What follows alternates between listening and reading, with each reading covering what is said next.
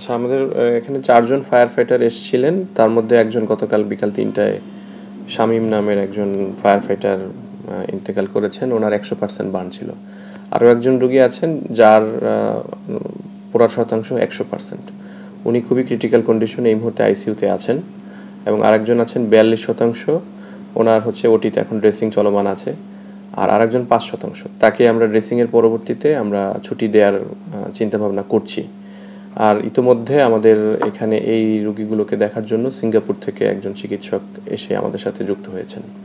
যার ১০০% আসলে তার নামটা কি এবং এবং তার আসলে অবস্থাটা কোন পর্যায়ে, মানে কি অবস্থায় আছে, মানে শেষ যদি আপনি বলেন একটা সংখ্যা বা তাকে ফিরিয়ে আনা সম্ভব কিনা।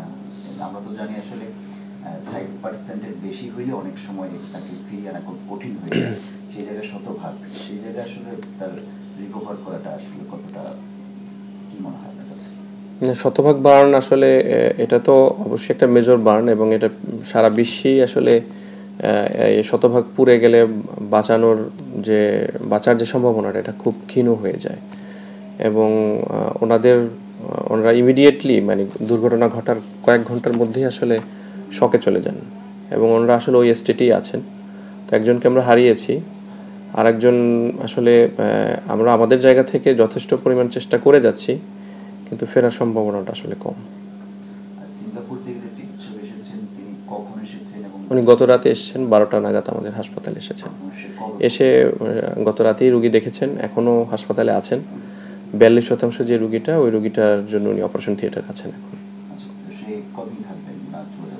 না, মানে এখনই যাচ্ছেন কি যাচ্ছেন না এই বিষয়ে সিদ্ধান্ত হয়নি। উনি এই রুগীদের চিকিৎসা একটা সন্তোষজনক পর্যায়ে আসলে হয়তো উনি যাবার ব্যাপারে সিদ্ধান্ত নেবেন। হ্যাঁ, আমরা ছুটির প্রস্তুতি নিচ্ছি।